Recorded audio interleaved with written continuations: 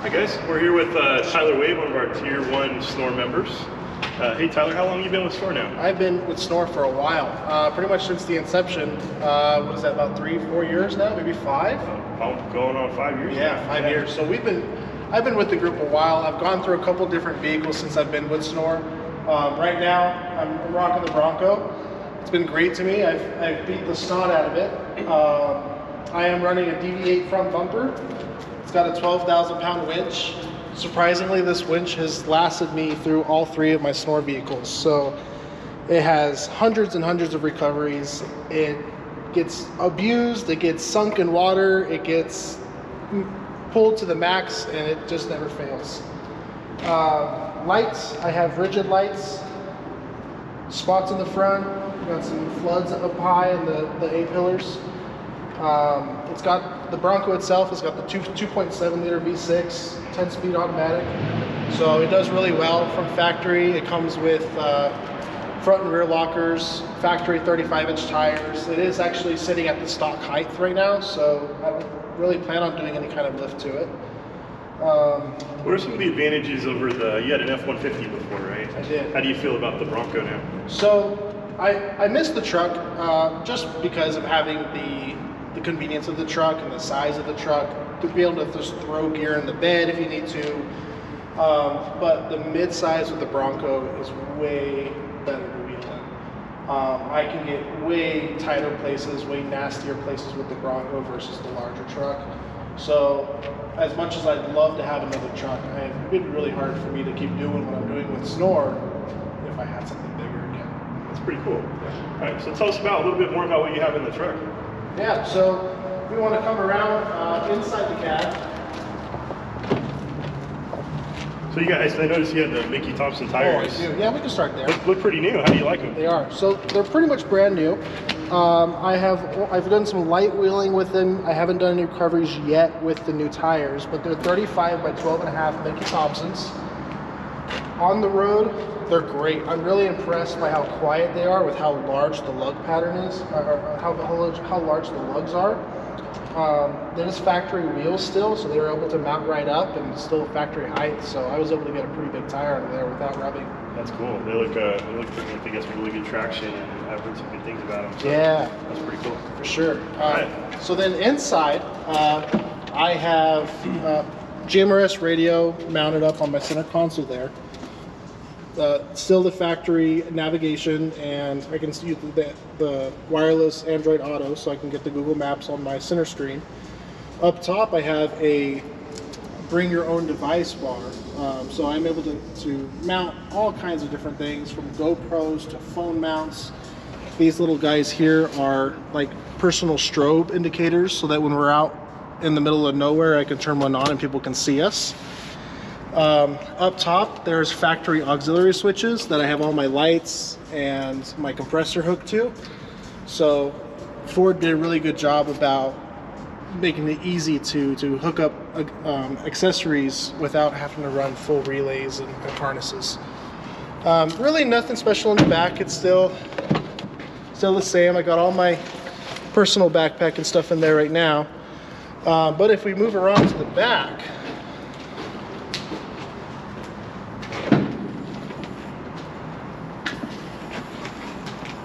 this can lift up. So I have my ARB Twin Compressor mounted already. It's hooked up to the auxiliary switch, so all I have to do is flip the switch and the compressor turns on. When it's hot out and everything, I like to have a fridge with me. On the compressor, real quick, what's the importance of having the ability to inflate and deflate? How do you use that? Whenever I'm on trail, I air down. Typically 12 psi, 15 psi, depending on the trail. It does a couple things. One, it saves your tires. Saves your tires from chunking out on the trail. 2, it saves the trail. It does make a lot less wear and tear on the trail as you're driving through, because we're always trying to be conscientious of preserving our trails in the area.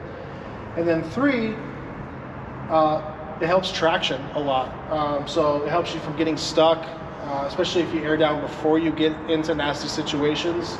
Typically you can get through the nasty part way easier when you're already aired down. And then 4, it just makes the ride way more comfortable. You're able to go longer distances without the fatigue and rattle and feeling like your teeth are about to fall out. So that's something that I've used a ton.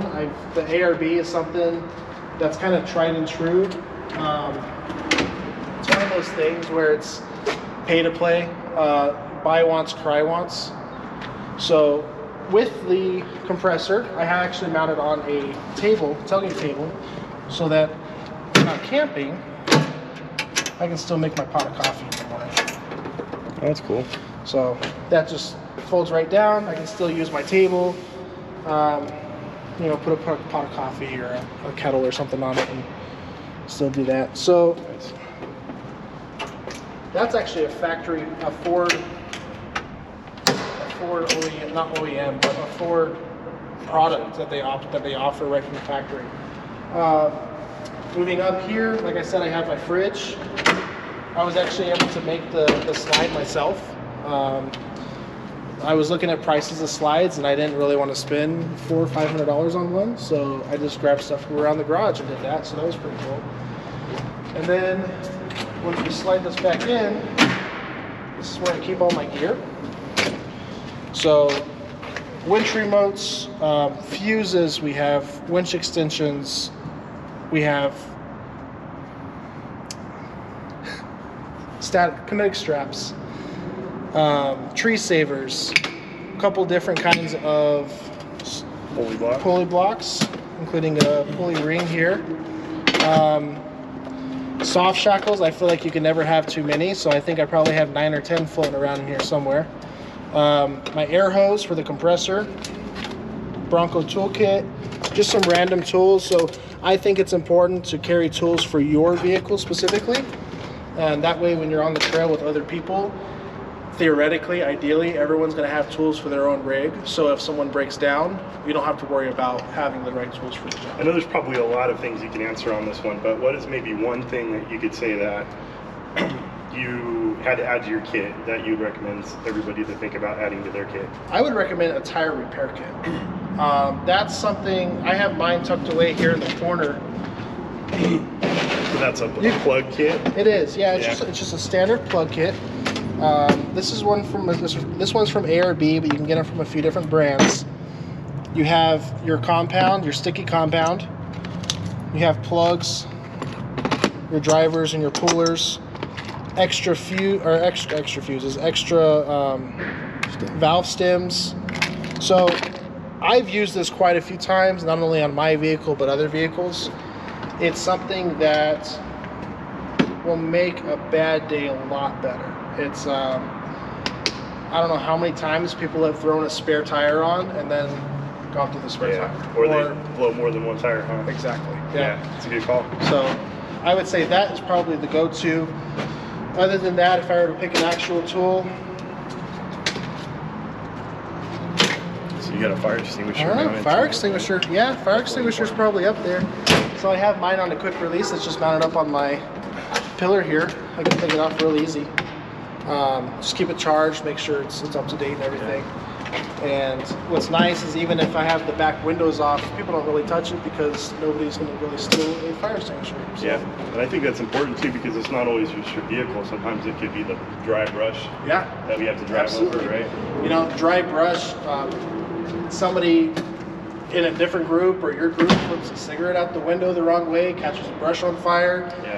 If you're parking off trail and you're sitting on top of hot brush with a hot car, that can catch. So there's so many uses for the fire extinguisher. Absolutely. As you pivot around, just some storage bags, molly panels, that are molly sacks that actually mount to the door itself. So with airing down, I also use Apex valves. So it's a quick release valve for your tire. That way you can air down super quick. So we can pivot back a bit. I also have front and rear bumpers. I think I talked about the front bumper already. It's a DV8. This one's a Bodyguard rear bumper. This is the original brand that I had gone with the Bronco. I got it really early, so there wasn't much on the market. I'm actually really happy with this rear bumper. I wasn't super happy with the front. It wasn't built quite as rigid as I would like. But the rear, very happy with. The rear shackle mounts are pretty close to the frame horn, so that's always a plus for me. It have backup lights in the bumper itself, flush mount. The backup sensors still work. And of course the shackles don't really leave. I just hook up a soft shackle to the hard shackle itself. Really, all in all, I'm super happy with the Bronco. I mean, it's been in the shop a couple times because I've used and abused it. I bashed through a skid plate, cracked my front differential, cracked my oil pan. You know, it happened well. I still beat the snot out of it. I still use it like it was made to be. I would say next mods is probably going to go with the beadlock ring. This is just a beauty ring right now from the factory. As you can tell, I've used it quite a bit, and it's done its job of protecting the wheel, the edge of the wheel. But beadlock is going to be the next step where I can actually start really wheeling it. Sounds cool. Yeah. Well, very nice rig. We appreciate everything you do for the organization. So thank you. I appreciate it. Thanks for the Thanks fun little video. Oh yeah, you're welcome. Thanks, guys. You're welcome. Have a good one.